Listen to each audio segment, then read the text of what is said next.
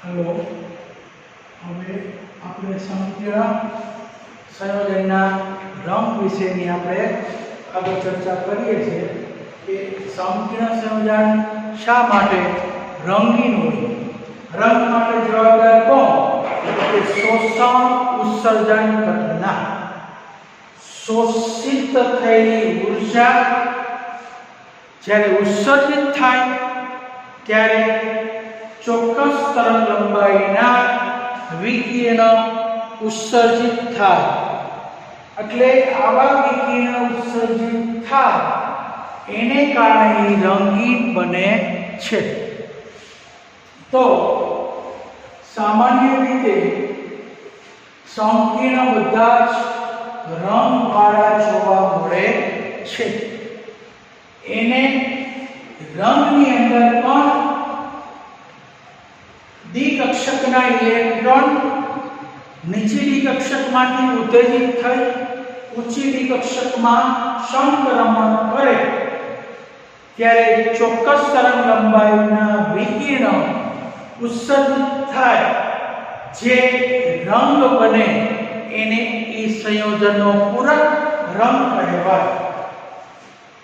હવે આપણે જોઈએ વિદ્યાર્થી મિત્રો, હવે આપણે એવી રીતે વિચારીએ કે કેટલાક સંકીર્ણ સંયોજન જ્યારે રંગ ધરાવતા હોય અને એને જો આપણે ગરમ કરીએ તો એમાંથી લિગેન્ડ છે એ દૂર થાય. તો દૂર થવાને કારણે એ સંકીર્ણ રંગવિહીન બને છે. તો સંકીર્ણ જ્યારે રંગીન હોય એ રંગવિહીન ક્યારે બને? તો સંકીર્ણ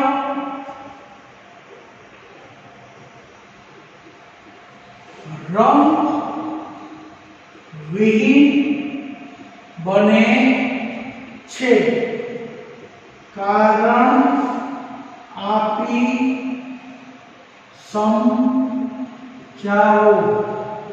કેટલાક સંકીર્ણ છે એ રંગીન છે પણ એ રંગવિહીન બને શા માટે? દાખલા તરીકે PiH2O6 Cl3 ને ગરમ કરતા રંગ વિહીન બને છે. તો આપણે જોઈએ કે ટાઇટેનિયમનું ધાતુમાં એક સંકીર્ણ છે એ રંગીન જ છે, જાંબલી રંગનું જ છે. હવે આ જાંબલી રંગ છે એને આપણે ગરમ કરશું તો એનો રૂપાંતર રંગવિહીન બને કારણ કે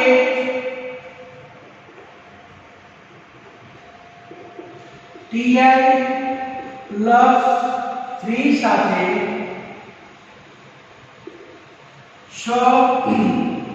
નિર્બળ H2O ના લિગેન્ડો જોડાયેલા છે. 6 નિર્બળ H2O ના લિગેન્ડ જોડાયેલા છે. હવે જો તેને ગરમ કરવામાં આવે તો ધાતુ આયન સાથે જોડાયેલા ધાતુ આયન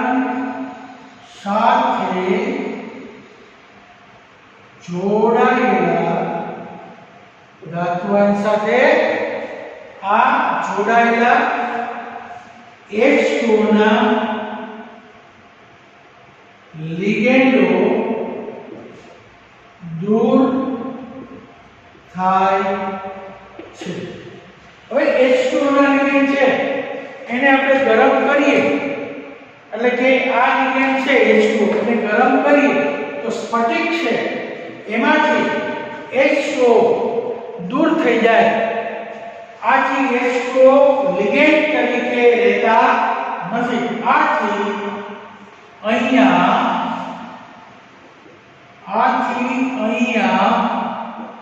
H2O લિગેન્ડ તરીકે વર્તતા ન હોવાથી રંગહીન બની જાય છે. એટલે H2O દૂર થઈ જાય લિગેન્ડ તરીકે દર્શાવતું લિગેન્ડ જ નથી. લિગેન્ડ જ દૂર થઈ જાય તો એનો રંગ પણ દૂર થાય. એટલે TiH2O 6Cl3 એને ગરમ કરો તો આ રંગીન Ti plus 6H2O રંગહીન રંગ વગરનો એટલે H2O અહીંયા દૂર થયા લિગેન્ડ દૂર થતા હોવાથી અહીંયા લિગેન્ડ થઈ ગયા 6 દૂર થઈ ગયા. એને કારણે આ સ્ફટિક જાંબલી રંગનો જોવા મળતો હતો તે રંગ વગરનો રંગવિહીન બની જાય છે. એટલે આ એક કારણ છે. આવી જ રીતના કોપર સલ્ફેટ છે એ નિર્જળ હોય તો એ રંગવિહીન છે, પરંતુ સ્ફટિક જળ સાથે એ વાદળી રંગનું બને છે. તો આવું જ એક બીજું ઉદાહરણ જોઈએ.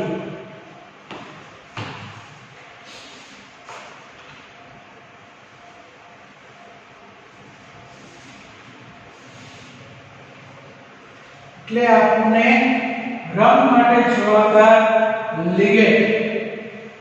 લિગેન્ડ બદલાય તો રંગ પણ બદલાય.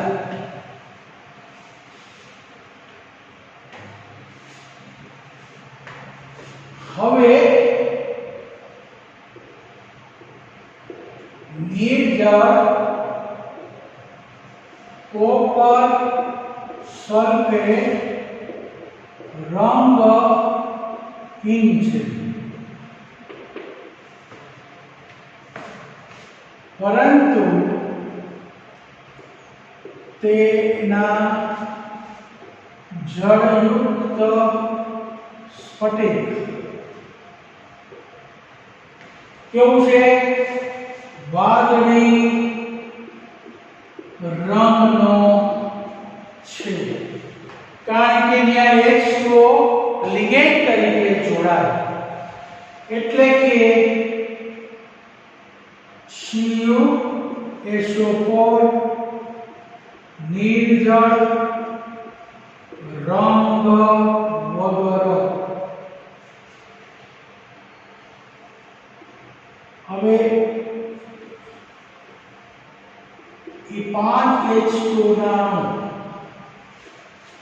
ત્યારે CuSO4 into 5H2O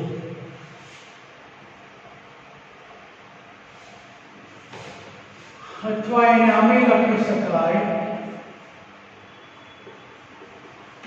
CuH2O5 SO4 વાદળી રંગનો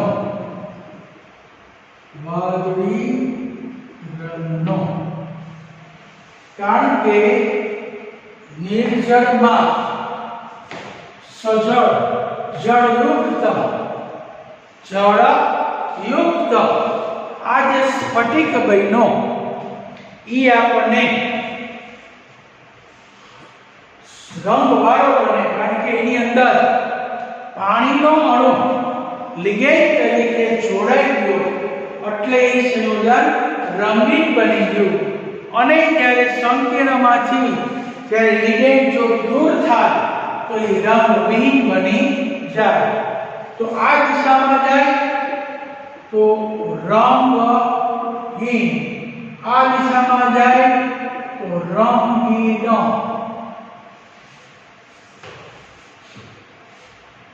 એટલે કોઈ પણ સવર્ગ સંયોજનનો રંગ તેના લિગેન્ડ ઉપર આધાર રાખે છે. આમ કોઈ પણ સવર્ગ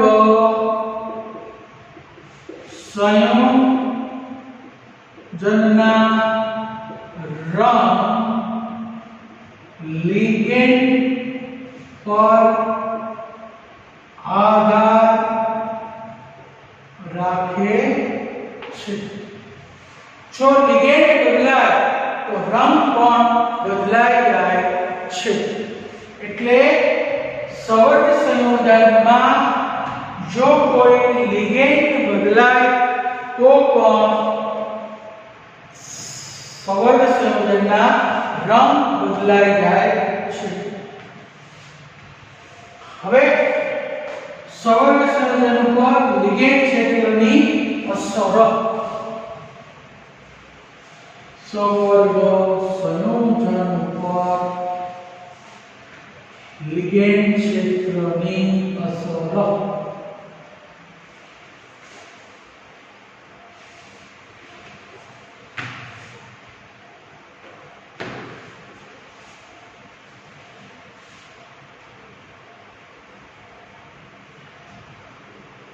સવર્ગ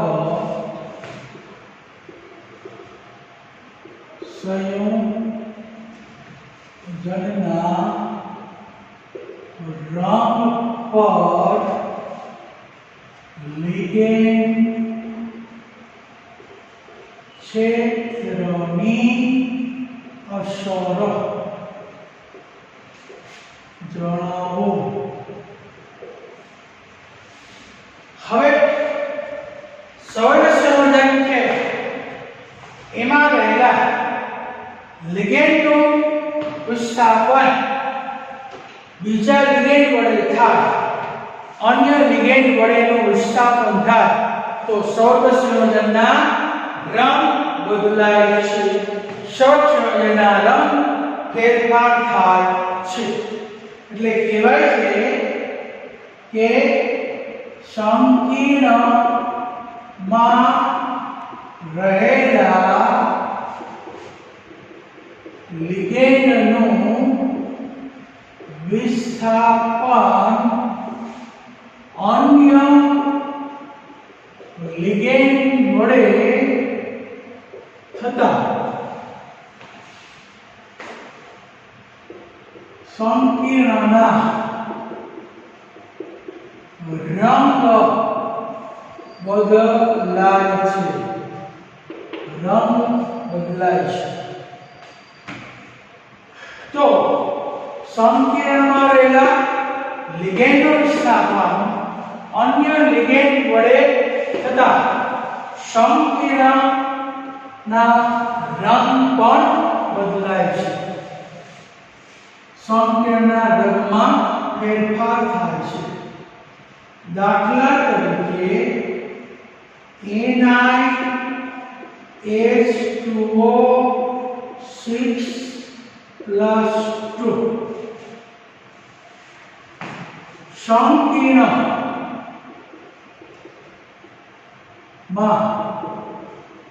H2O નું વિસ્થાપન En વડે થતા નીચે પ્રમાણે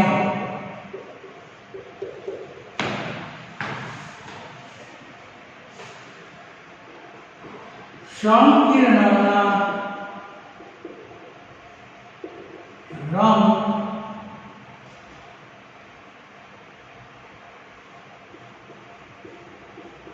બદલાય છે. જો એક આ સંકીર્ણ છે, હવે આ સંકીર્ણ એ લીલા રંગનું એક સંકીર્ણ છે, તો આ સંકીર્ણ એના H2O 6+2 એક DNA વડે એક DNA માં જોડાય દ્વિદંતીય લિગેન્ડ છે. દ્વિદંતીય જોડાય તો બે એક દંતીય અણુ છૂટા પડે. તો H2O 4En+2 2H2O. આછા વાદળી રંગ, આનો રંગ છે આછો વાદળી. હવે લીલો હતો માંથી આછો, આ લીલો હતો, લીલો માંથી આછો વાદળી.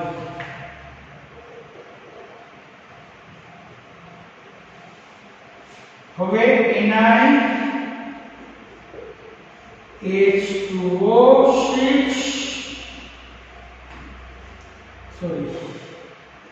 4En+2 પાછું n દાખલ થાય, અહીંયા વિસ્થાપન પાછા બે થાય. એના H2O અને બે છૂટા પડે, બે એક જોડાય, એક દ્વિદંત જોડાય અને બે એક દંતીય છૂટા પડે.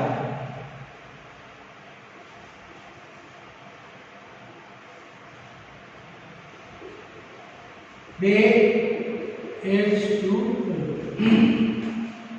એટલે વાદળી અથવા જાંબુડિયો.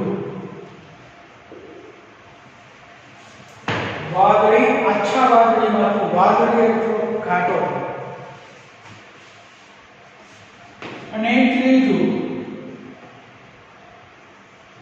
કે એના H2O twice En twice +2 એના En વડે વિસ્થાપન થાય, તો એના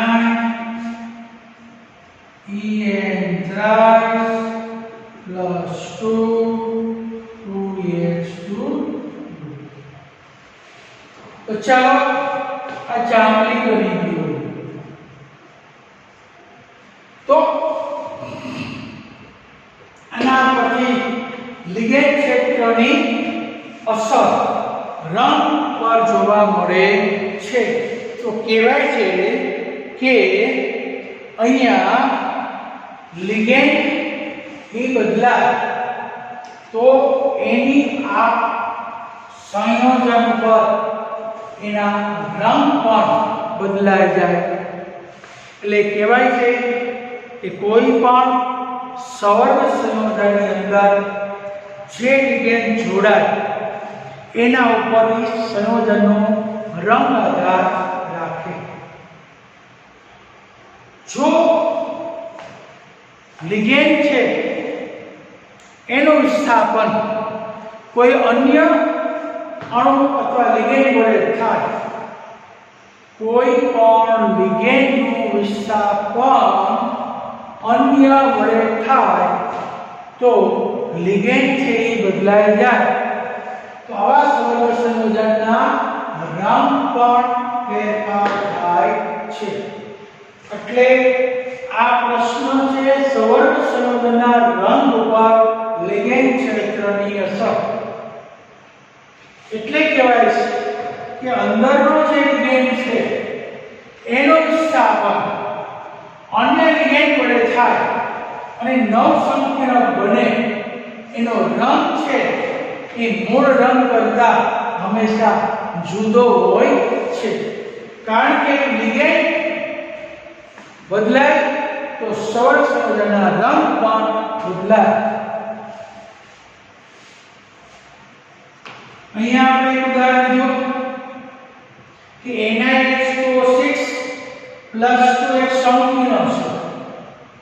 એક દંતીય 6H2O ના લિગેન્ડ છે.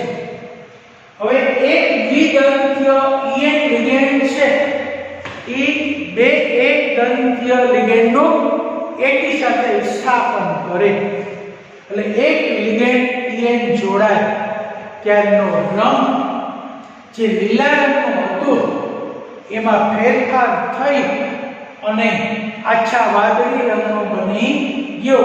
કારણ કે અહીંયા EN છે એના ઉપર આ રંગ આધાર રાખે છે.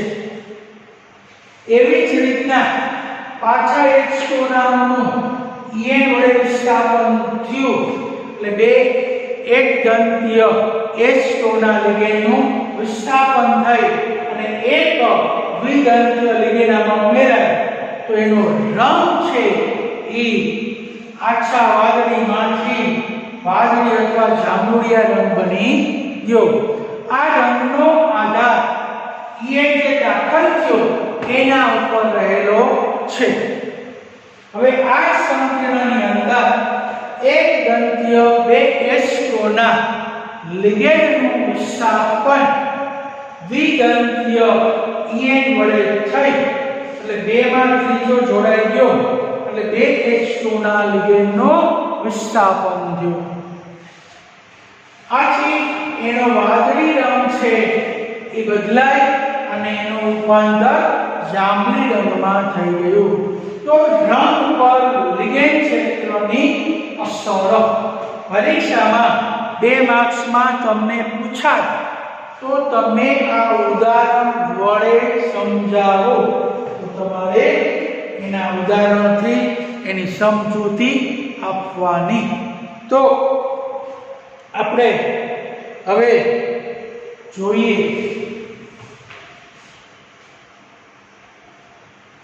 રંગીન સંયોજનો.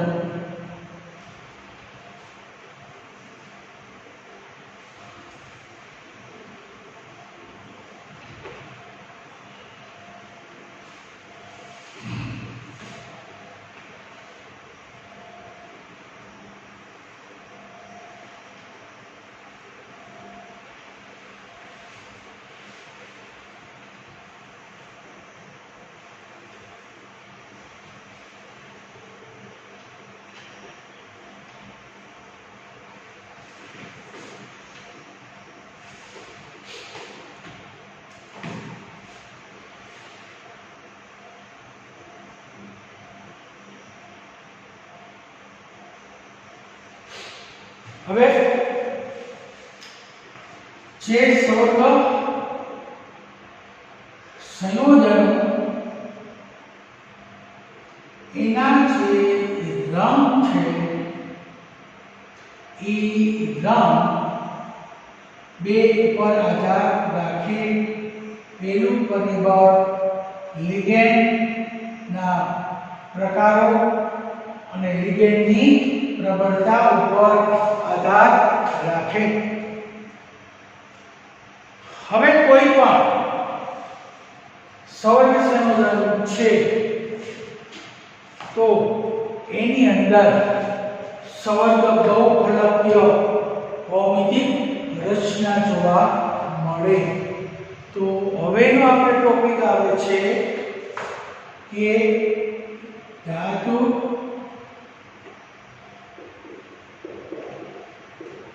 કાર્બોનિલ સંયોજનમાં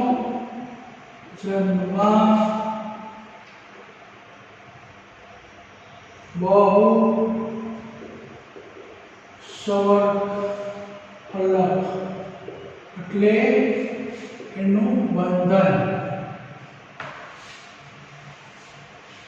તો ધાતુ કાર્બોનિલ સંયોજન એની અંદર ધાતુ સાથે કાર્બોનિલ લિગેન્ડ તરીકે જોડાય ત્યારે એની ભૌમિતિક રચના જોવા મળે. તો એમાં પહેલું કે CO એટલે Ni આ CO4. તો એક નિકલ જેની ઓક્સિડેશન અવસ્થા શૂન્ય એની સાથે 4 કાર્બોનિલના લિગેન્ડ જોડાયેલા છે. તો એની ભૌમિતિક રચના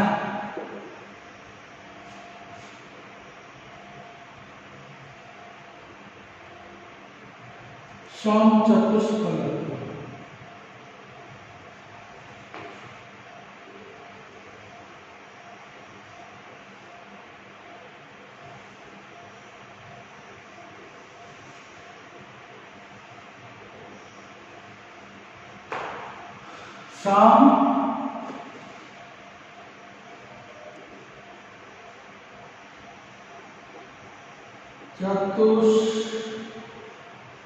ચતુષ્ફલકીય ને સંકરણ sp3.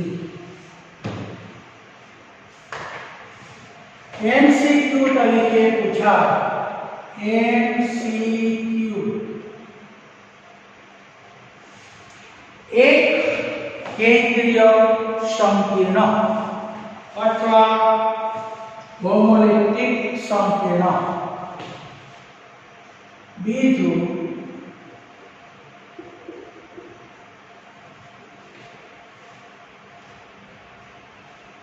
ApCO5.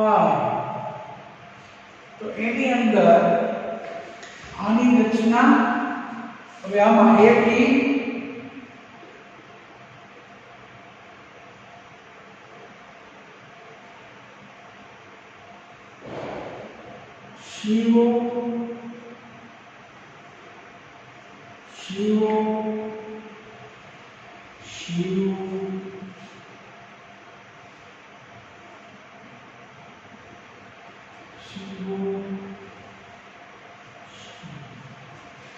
એટલે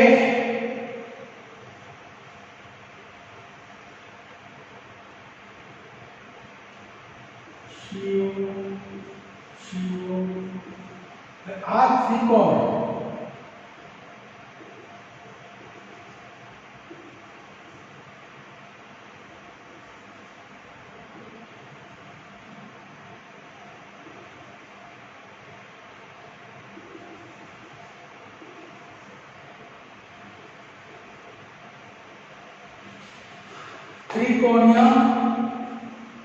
त्रिकोणीय द्विपिरामिड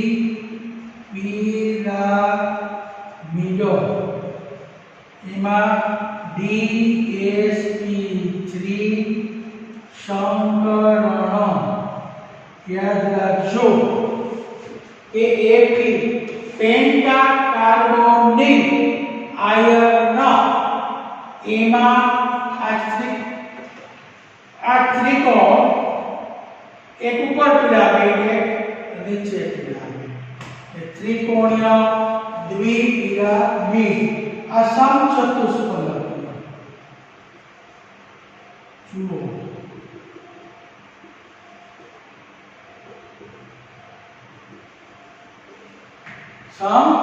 समचतुष्फलक. હવે ત્રીજું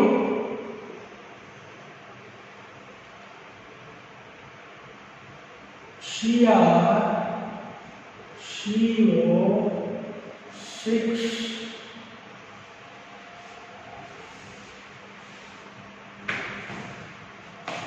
તો Cr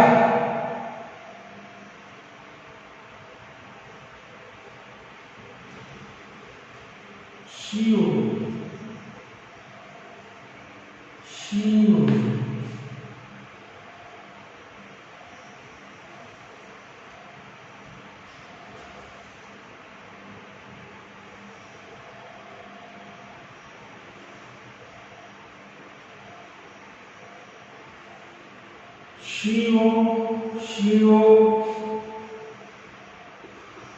एक ऊपर CO एक અષ્ટફલક. હવે જુઓ આ સમચોરસ. હવે 1 2 3 4 ઉપર 4 ફલક. એવી રીતના નીચે 4 ફલક. એટલે અષ્ટફલકીય. અષ્ટફલકીય સમકરણ D2sp3. D2sp3. તો એક કેન્દ્રીય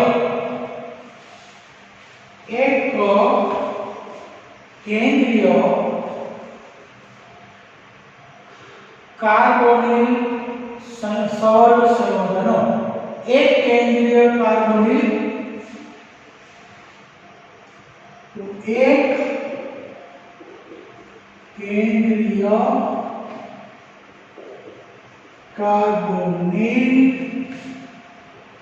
સૌર સંયોજન માં બંધન.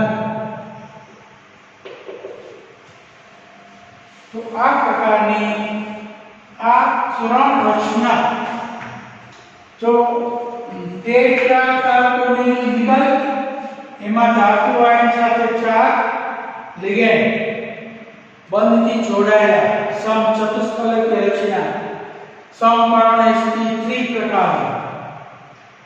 Fe સાથે 5 કાર્બોનિલના લિગેન્ડ બંધથી જોડાયેલા જેમાં ત્રિકોણીય દ્વિપિરામિડલ એની રચના સવર્ગ બહુફલક કહેવાય. અને DsP3 સંકરણ. ત્યાર પછી હેક્સા કાર્બોનિલ ક્રોમિયમ. એમાં ક્રોમિયમ સાથે સમતલમાં 4 લિગેન્ડ, એક ઉપર એક નીચે, એટલે અષ્ટફલકીય રચના સંકરણ D2sp3 પ્રકારનું. હવે બહુફલકીય બહુકેન્દ્રીય સંકીર્ણ.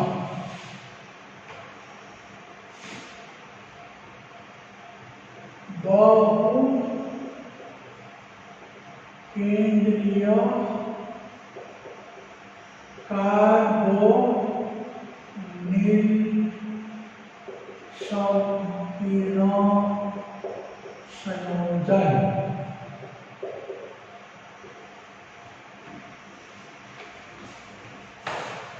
આ ત્રણ થયા એક કેન્દ્રીય. હવે આપણે આવે બહુકેન્દ્રીય. તો બહુકેન્દ્રીયમાં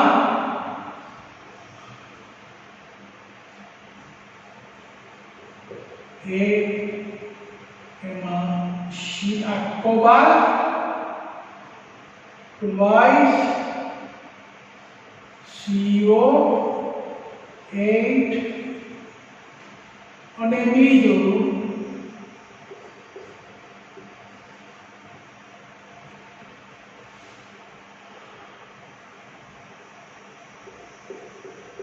Mn twice CO10.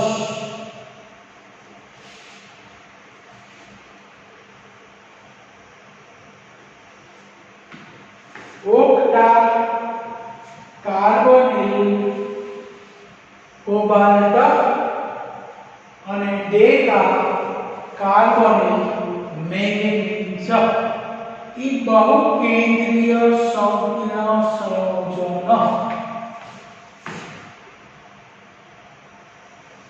ચાલો હવે આની રચના જોઈએ કે CO એટલે આખો બાર એની સાથે CO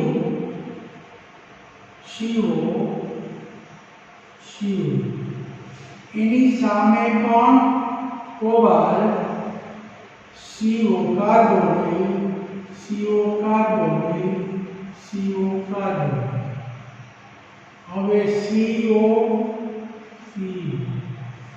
CO આ બે કોબાલ્ટ 1 2 3 4 5 6 7 8 તો કોબાલ્ટ સાથે આ D2 sp3 સંકરણ અને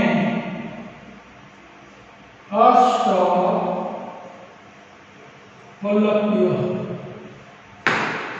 ચોષ્ટફલક બનાવી દો આ બે સામસામે સમતલમાં ચાર સમતલમાં આ સામસામે એ રીતે આ બે સમતલમાં તો આ સામસામે તો સામાન્ય રીતે D2 sp3 સંકરણ અને એમાં રચના અષ્ટફલકીય રચના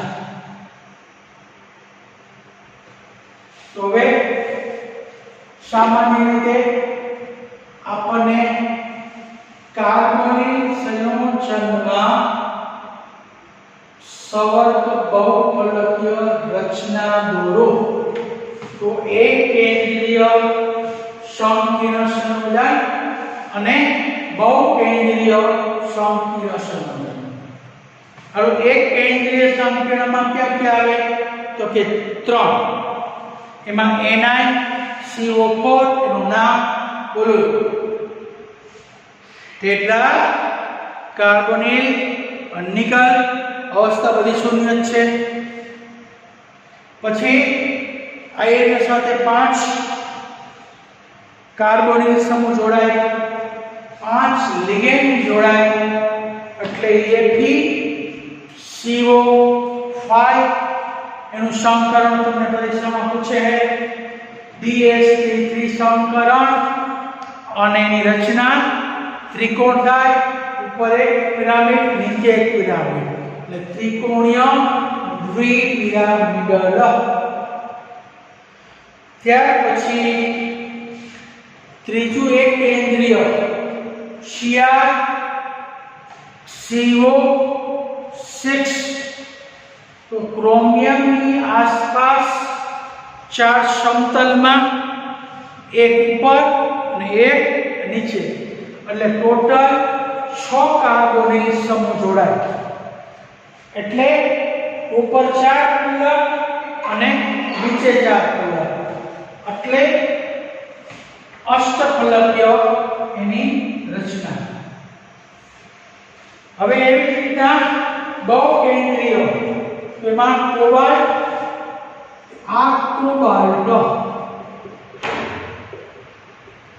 અને મોટો કાર્બોનિલ તો આ સંકીર્ણ સંયોજન છે કે બહુકેન્દ્રીય એક કરતા વધુ ધાતુ જોડાઈને બહુકેન્દ્રીય અને એક જ ધાતુ જોડાઈને એક કેન્દ્રીય સંકીર્ણ સંયોજન હવે આનું હોમવર્ક છે